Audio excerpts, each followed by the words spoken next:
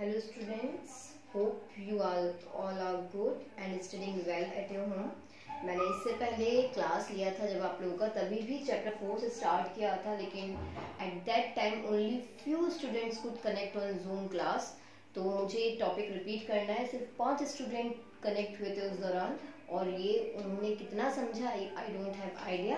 So I am repeating and starting this chapter again only for you because it is the important one as well as the lengthy one chapter.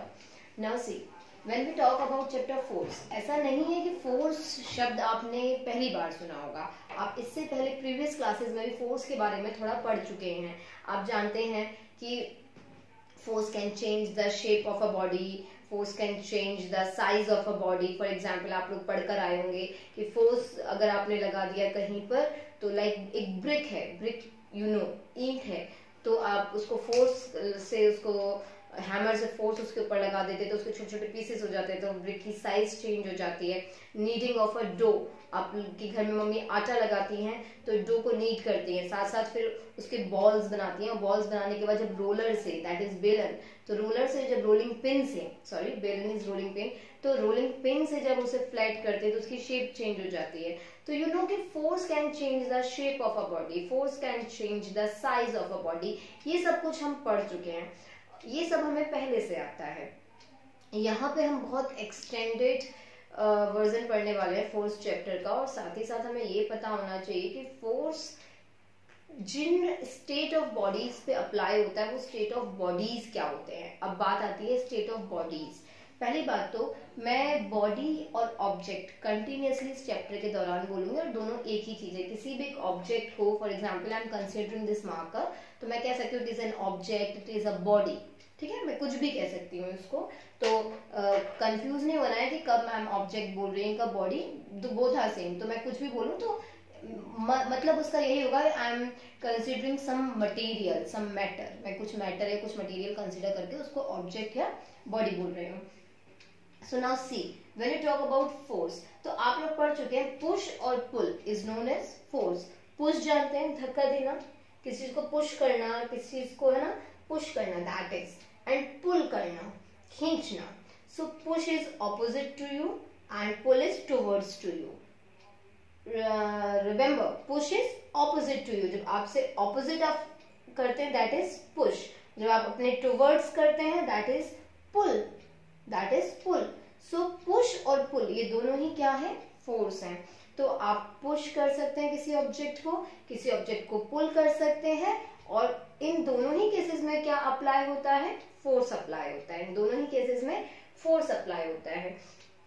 उसके बाद state of body, body और object, what I am saying, there are only two states of a body. There are only two states of a body. One is rest and one is motion. या तो कोई object, कोई body rest में होता है या motion में होता है. अभी आपको ये समझना बहुत जरूरी है कि रेस्ट में और मोशन में कोई ऑब्जेक्ट कब होता है और किस तरह से होता है. For example you can see यहाँ पे मार्कर्स रखे हुए हैं, यू कैन सी यहाँ पे बोर्ड रखा हुआ है. सो और आप देख सकते हैं ये बोर्ड अपनी जगह पर स्टिल है. It is not changing its position. This board is not changing its position.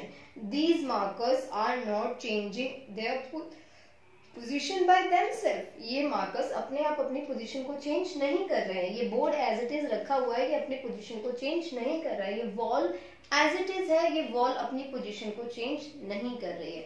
तो इसी position को, किसी ऑब्जेक्ट की इसी पोजीशन को, इसी स्टेट को क्या कहा जाता है, रेस्ट. क्या कहा जाता है, रेस्ट. बोर्ड पे मेंशन किया, इसकी पिक मैं आपको सेंड कर दूंगी. अभी यहाँ पर आपको एक w.r.t दिख रहा होगा. सो w.r.t इसका फुल फॉर्म होता है मेरे बच्चे विद रिस्पेक्ट टू. इसका फुल फॉर्म होता है विद रिस्पेक्ट टू. ओके, जब भी आपको कहीं पे w.r.t लिखाई दे, it means with respect to. So what is rest?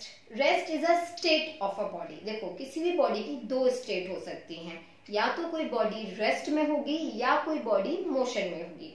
either a body will be at rest or a body will be at motion. So now see, when we talk about rest, when an object or body does not changes its position with respect to time is known as rest. देखिए अभी मैं पिछले 2 minute से approx बोले जा रही हूँ और जब से वीडियो स्टार्ट हुआ तब से मैं आई एम कंटिन्यूअसली स्पीकिंग, लेकिन तो टाइम हुआ ना कुछ 2 मिनट 3 मिनट, पिछले 2-3 मिनट से मैं कंटिन्यूअस बोल रही हूँ। तो उन 2-3 मिनट में आपने नोटिस किया ये बोर्ड एज इट इज रखा हुआ है, ये मार्कर्स ऐसे ही रखे हुए हैं, ये बोर्ड ऐसे ही रखा हुआ है, स्टूल ऐसे ही रखा हुआ है। इट मीन्स कि टाइम के साथ ना बोर्ड ने, ना मार्कर्स ने, ना ही इस स्टूल ने अपनी पोजीशन, ये जो जिस जगह पर थे उस पोजीशन को चेंज नहीं किया। इसका मतलब बोर्ड अपनी जगह पर एज इट इज है, मार्कर्स अपनी जगह पर एज इट इज है, स्टूल अपनी जगह पर एज इट इज है। दिस मीन्स कि these objects are not changing their position with respect to time.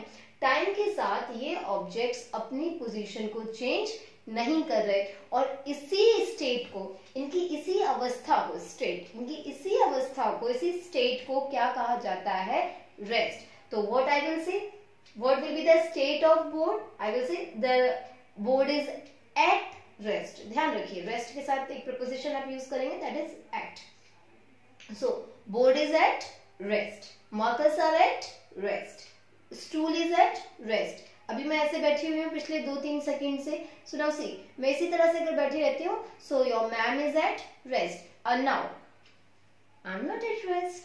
I am not at rest at all. मैं अब रेस्ट में नहीं हूँ, because जैसे जैसे पर सेकेंड के हिसाब से आप देख लो, पर second I am changing my position, तो मैं रेस्ट में नहीं हूँ। और रेस्ट में नहीं है तो उसके लिए दूसरा स्टेट क्या होता है किसी ऑब्जेक्ट का? That is your motion. अगर कोई ऑब्जेक्ट रेस्ट में नहीं है, दिस मीन्स वो अपनी position with respect to time change कर रहा है। और जब कोई भी object with respect to time अपनी पोजीशन को चेंज करता है तो बच्चे उसको ही कहते हैं हम motion. So what is motion? When an object changes its position with respect to time is known as motion. तो एग्जाम्पल भी लिखा है मैंने आप लोगों के लिए। So what is the example for rest? वैसे तो मैंने आपको इतने सारे एग्जाम्पल्स दे दिए। One more, a book lying on the table, एक टेबल पे एक बुक रखी हुई है।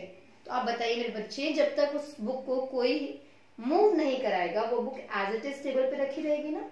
फॉर एग्जाम्पल आप लोग पढ़ नहीं रहे हैं अगर, और आपकी book as it is bag में बंद होके रखी हुई है, तो वो बुक में बैग में बंद होके रखी हुई है, तो दे आर एट रेस्ट, वो अपने आप नहीं हिल रही हैं। So similarly, a book which is lying on table is at rest. कोई बुक टेबल पे लाई करती है, देन वो किसमें है? रेस्ट में है। नेक्स्ट मोशन, लाइक इसका एग्जांपल मैंने लिखा है, a vehicle moving on the road. कोई भी एक व्हीकल जो रोड पे चल रहा है वो क्या है? It is in motion. ध्यान रखिए, in motion at rest, in motion at rest. My hands are in motion, my hands are in motion, board is at rest. ध्यान रखिए, एट रेस्ट, इन मोशन। तो how many states of a body? There are 2 states of a body. So what are these 2 states? These 2 states are rest and motion. अभी बात है कि ma'am आप rest motion बता रहे हैं, फोर्स का इसके साथ क्या रिलेशन है? सी, मार्कर्स रखे हुए हैं ना, मार्कर्स रखे हुए हैं। What I am doing? Somewhere I am pushing it, somewhere I am pulling it. So मैं इसमें पुश और पुल दोनों एक साथ लगा रही हूँ। वैसे आप लोगों ने सिंपल पेंडुलम का मोशन पढ़ा होगा, है ना। अभी मैंने मार्कर को ऊपर उठा दिया, सो मार्कर देखिए मूव करने लगा, मार्कर की पोजीशन चेंज होने लगी विद रिस्पेक्ट टू टाइम, तो मैंने इसको पुल किया है। पुल क्या होता है? फोर्स। तो देखिए आप समझिए, मैंने पुल किया, पुल क्या होता है बच्चे? फोर्स होता है। अभी ये रेस्ट पे था, फोर्स लगाने से अब देखिए किसमें आ गया? मोशन में। फोर्स लगाने से किसमें आ गया? मोशन में। सी, इट इज इन मोशन में। किसकी वजह से आया? फोर्स की वजह से। तो रेस्ट से किसमें आया? मोशन में। Rest to motion, one state to another state. Rest से कहां पहुंच गया? मार्कर मोशन में पहुंच गया। इसका मतलब रेस्ट से मोशन में पहुंच गया, एक स्टेट से अदर स्टेट में पहुंच गया। तो अभी समझने की कोशिश कीजिए कि फोर्स क्या करता है। अगर कुछ बच्चे ने दिमाग लगाया होगा तो वो शायद समझ भी गए होंगे कि मेरा नेक्स्ट स्टेटमेंट क्या होने वाला है। रेस्ट और मोशन, कि भाई रेस्ट से मोशन में ऑब्जेक्ट जा रहा है। This means force can change the state of an object. मतलब समझ में आया कि फोर्स के थ्रू किसी भी ऑब्जेक्ट की स्टेट को चेंज किया जा सकता है। लाइकवाइज कि आप समझ सकते हैं एक बॉल है ना, बॉल को आपने, बॉल ऐसे रखा हुआ है ना, अपने पोजीशन पे रखा हुआ है, आपने बॉल को किक कर दिया, आपने बॉल को किक किया, बॉल फ्लोर पे क्या करना शुरू कर देगा, रोल करना शुरू कर देगा। सो इनिशियली मतलब शुरुआत में, so at initial position ball was at rest, ball किस में था, रेस्ट में था।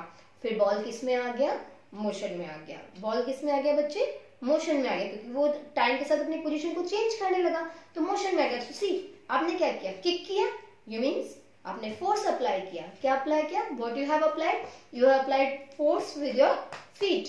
आपने अपने फीट के साथ उस पर फोर्स अप्लाई किया, और फोर्स की वजह से जो बॉल रेस्ट पे था वो किस में आ गया, मोशन में आ गया।